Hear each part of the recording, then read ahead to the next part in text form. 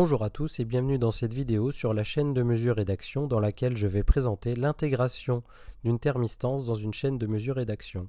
L'intégration d'un capteur résistif dans une chaîne de mesure se fait en général par l'intermédiaire d'un pont diviseur de tension.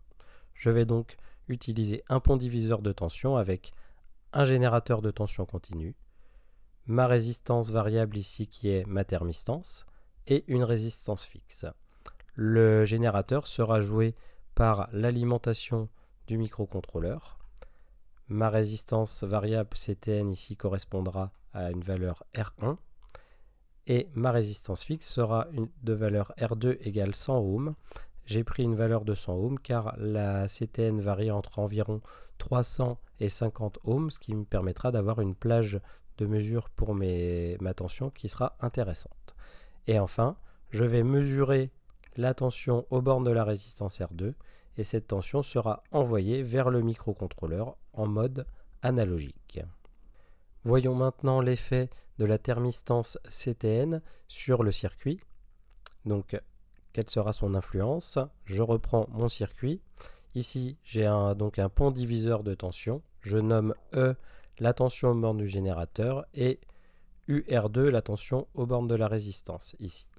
Cette tension, d'après la relation d'un pont diviseur de tension, sera du type R2 sur R1 plus R2, le tout fois E, la tension aux bornes du générateur.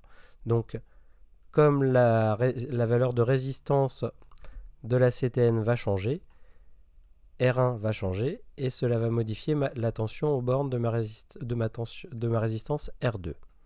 Donc si la température augmente, nous avons vu que la courbe d'étalonnage était une courbe décroissante, donc si la température augmente, alors R1 va diminuer. Si je diminue le terme qui se trouve au dénominateur, alors cela veut dire que l'ensemble va globalement augmenter. J'aurai donc UR2 qui va augmenter. Donc il est important de savoir comment va évoluer UR2 pour ensuite pouvoir l'utiliser dans la programmation du microcontrôleur. Une fois le rôle de la thermistance identifié, je vais maintenant pouvoir placer au branchement sur le microcontrôleur. Je vais donc toujours considérer mon pont diviseur de tension. Je vais placer mon Arduino, ici microcontrôleur, et donc mon but est de récupérer la tension aux bornes de la résistance R2. Première chose, je vais placer ici une alimentation qui jouera le rôle de générateur en mettant donc la borne 5 volts, le pin 5 volts de l'Arduino ici, le pin GND correspondant au moins du générateur, et je vais ensuite prendre la tension qui se trouve ici pour l'envoyer sur le pin A1, donc en entrée analogique de mon microcontrôleur. Il s'agit ici de ma chaîne de mesure. Maintenant, ma chaîne d'action, je vais faire quelque chose de relativement simple.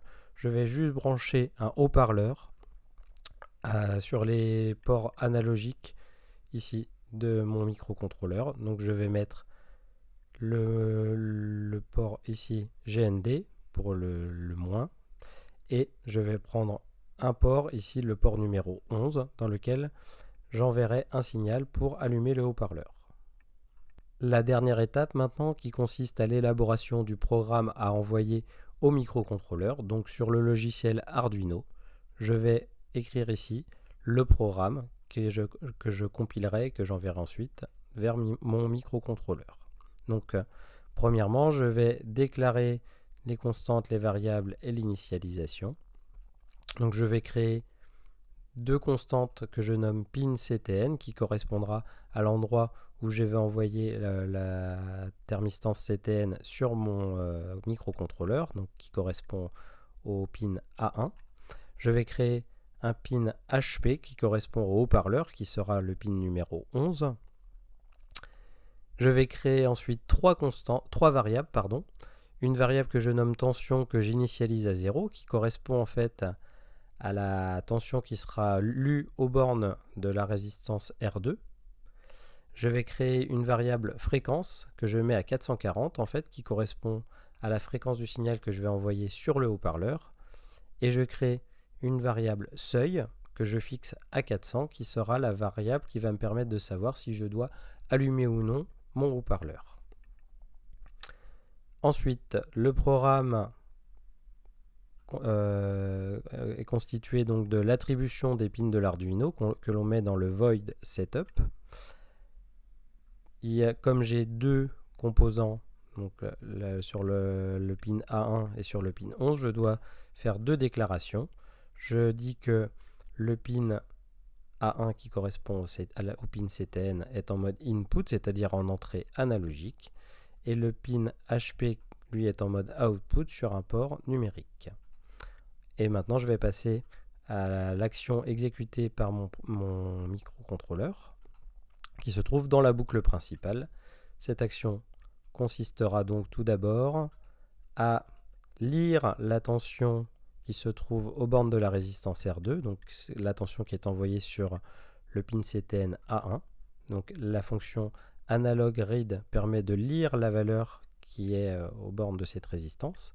Ensuite, suivant la valeur de la tension, je mets une condition qui dit que si cette tension est supérieure au seuil que j'ai fixé à 400, alors dans ce cas, nous allons lancer une fonction qui se nomme tone, qui permet d'envoyer un signal au haut-parleur pour qu'il émette un son. Donc le haut-parleur, le pin correspondant est pin HP, et je vais lui envoyer un signal de fréquence 440 Hz qui correspond à un La. Donc c'est pour ça que j'ai fixé tout à l'heure une variable fréquence que je peux changer pour envoyer une autre note connaissant sa fréquence. Je rajoute ensuite un délai de 1000 millisecondes, ce qui veut dire que mon haut-parleur va sonner pendant 1000 millisecondes et ensuite il va s'arrêter de sonner ici. Ensuite, il y a donc une accolade pour fermer la condition et une accolade pour fermer la boucle.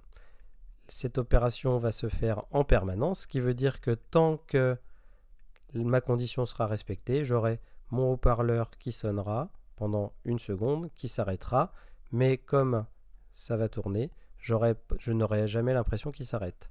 Le seul moment où il s'arrêtera véritablement, c'est quand la tension lue aux bornes de R2 sera inférieure au seuil. Dans ce cas-là, cette partie ne sera pas faite et mon haut-parleur ne sonnera pas. Voyons maintenant l'essai du montage. Je prends donc ma thermistance que je place dans un bécher contenant de l'eau chaude. Ensuite, je la reprends et je la replace dans un bécher qui contient cette fois de l'eau froide.